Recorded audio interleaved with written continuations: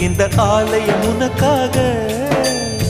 வானில் ஒரு புயல் மழை வந்தால் அழகே என்னை எங்கனம் காப்பாய். கண்ணே உன்னை என் கண்ணில் வைத்து இமைகள் எனும் கதவுகள் அடைப்பேன். சத்தியமாகுமா?